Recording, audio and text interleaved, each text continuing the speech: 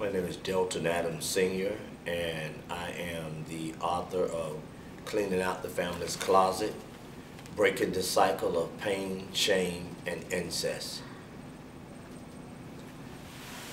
Okay, what made you write such a heart-wrenching autobiography?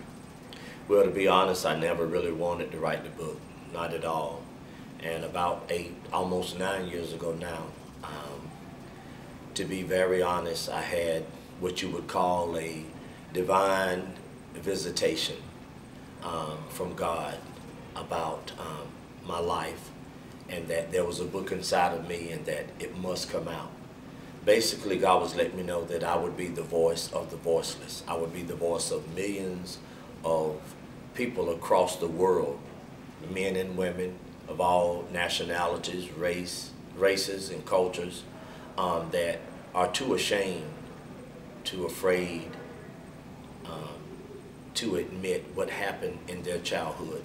So it's not that my story is so unique, it's just that I have a boldness that was given to me by God to share my story, to use my life so that I could impact the lives of millions of people, to let them know that it doesn't matter what you've been through, that God still loves you, and that there's a purpose for your life, and that you weren't a joke. Being born was not a joke, and that, you know, there's some good that can come out of your life, and that God could use you to be a blessing to other people. Tell us about this famous aunt that you dedicated your book to.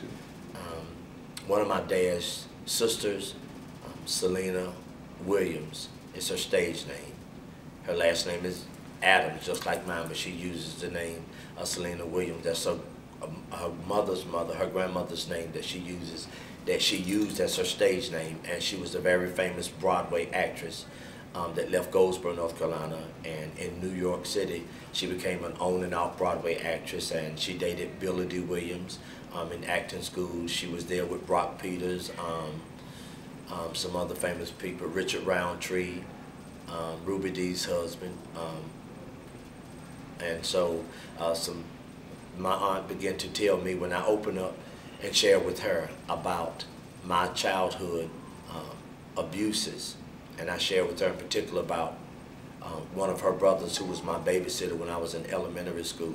She didn't seem shocked at all. She told me about how God gave her the strength to forgive her father, my grandfather, and how he had raped her from the age of 5 till she got married at age 13, 8 years later, so that her father would finally stop raping her after 8 years of going through incest. So I dedicate my book to her because she was the first one in the family to help me to begin the healing process.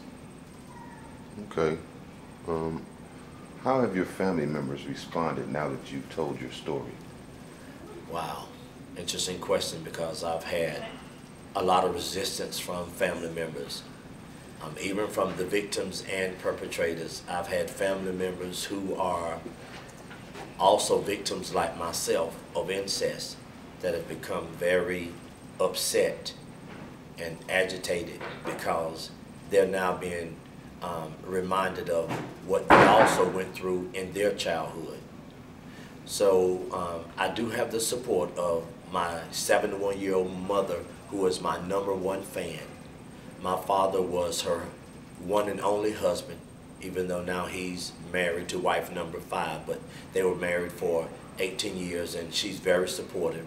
And she know I go into detail about the extreme domestic violence that she endured, and talk about the physical abuse that I endured, the incest that I endured. And so as far as my family members, I'm facing resistance.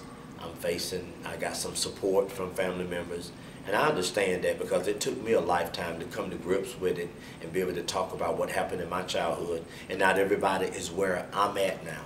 So I have many family members who were victims of incest that are not comfortable with talking about it. So they're upset with me because I wrote this book, and this book is a reminder of what they went through in their childhood.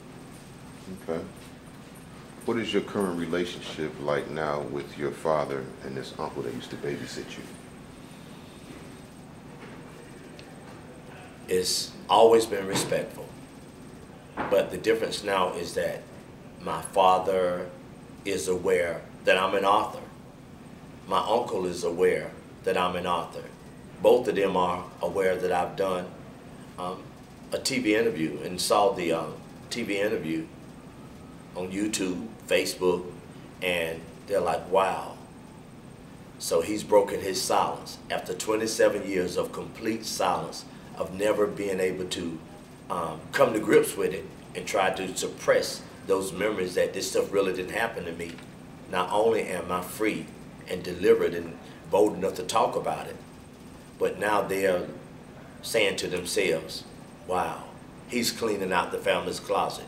He's exposing this evil darkness that has been going on in the family for many, many generations. Okay. So what are your future plans for your book, and will it ever be turned into a movie? Well, the national release date of my book is in this month of November 2012, and it will be across the nation in all Barnes & Noble, Books A Million, Sam's Club, Costco, AmazonBook.com, ebook, you know. And there's been a lot of buzz even in Hollywood about me being the male version of the movie Precious with a twist on it.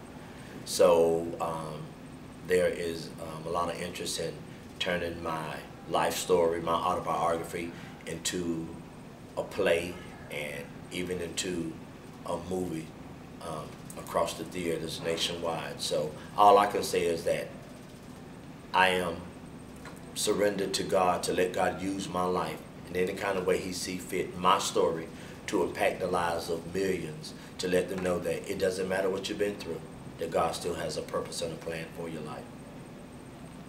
Well, I thank you for your time, Delton, and I look forward to reading the book myself, and we wish you luck in all your future endeavors. Thank you. I appreciate it. Thank you.